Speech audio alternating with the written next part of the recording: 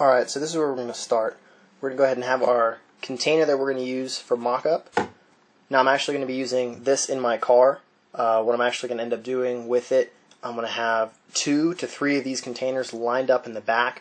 One's going to be a quart of motor oil. Then I'm going to have 2 quarts of methanol, methanol water mixture for the methanol injection system.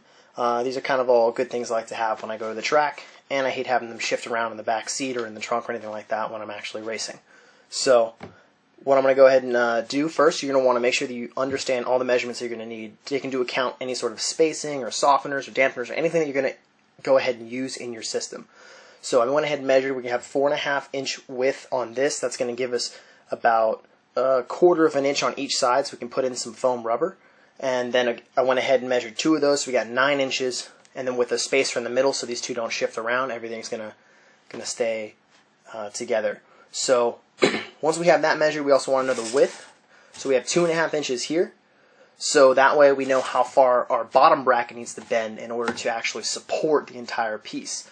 What we're going to do is we're actually going to go to Home Depot here in a minute, and we're going to end up getting all the supplies that we need and all the brackets and everything to create our support structure.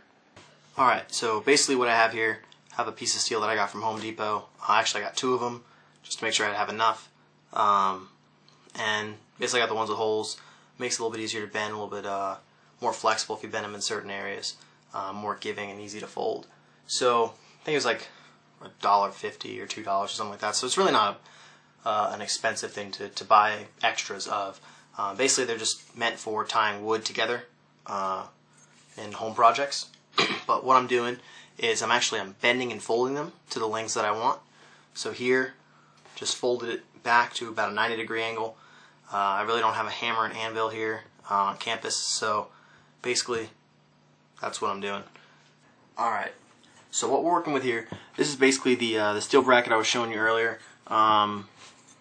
This is just a piece for example, just to make it a little bit easier to see. So what we have here is just the steel from the section Home Depot, just kind of bent to a right angle, just for ease of use. Now, what we're going to do, this is the foam rubber. It's 1 1/4 inch by 7/16 of an inch thick. It's very, very soft, very springy. The benefit of that being it's going to allow a lot of cushion for whatever we have in there. We really don't want to bore a hole if one of the edges is touching, let's say, the oil container or the methanol container, and all of a sudden those little vibrations end up boring a hole.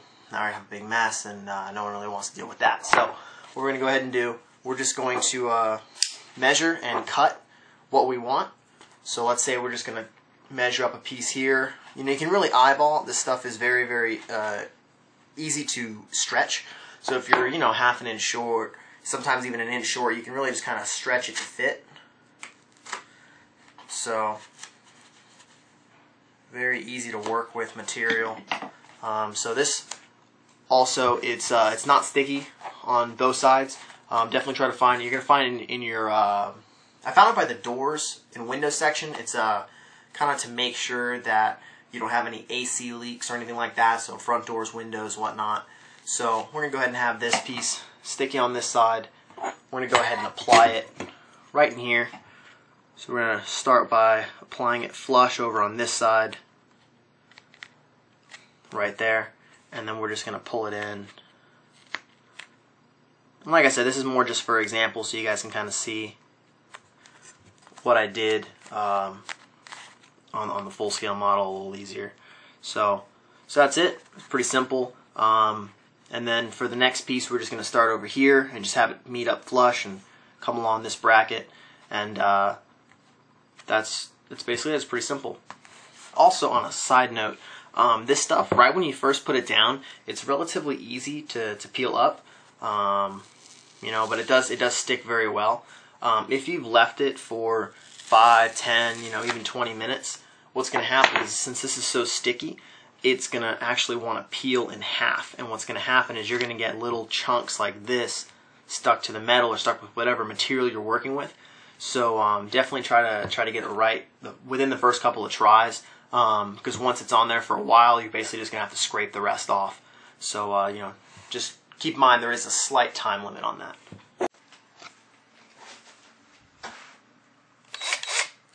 Alright, so we're going to go install it. Don't. What? Is it a trolley now? Why the elevator make that sound? Weird. Alright, so I'm going ahead and remove some of the restraining clips I put in, some of these zip ties, just to hold it in place during mock-up and to put the foam pieces in. This is the bottom bracket that I have. These are actually two pieces that mount 2x4s end on end. And basically, so we have one bracket that goes here, then another bracket here. That's the same thing, just kind of shifted over a little bit. And what that's going to do is that's going to provide support on the bottom to keep our bottles mounted. And basically, I have two of them just so I can fit all three bottles on one rack rather than making two separate racks. So basically, just got everything mounted up there. And what we're going to go ahead and do, we're going to mount these brackets here.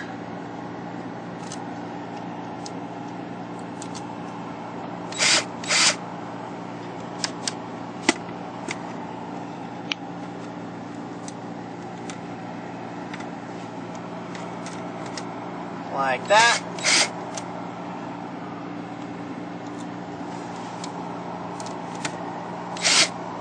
And we're just putting them in lightly now. These holes are pre-drilled with these self-tapping screws, so you might have to push a little harder. This is a solid plastic backing that comes on these cars, so definitely make sure with your car that you're not screwing into just some weak cardboard or some soft cushion or something. You want to make sure you have a good support.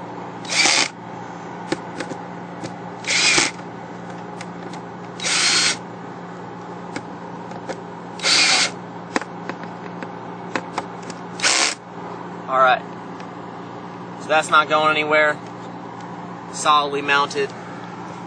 Alright, so the next rack that we have, this is the other one that we made, these two, they're basically the same thing.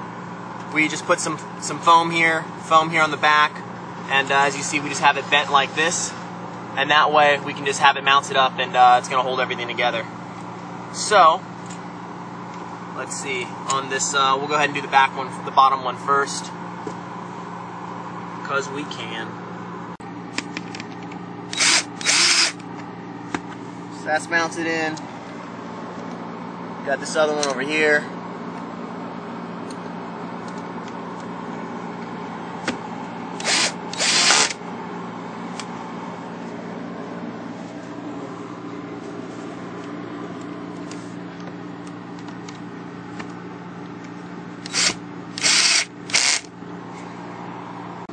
This next one for the top.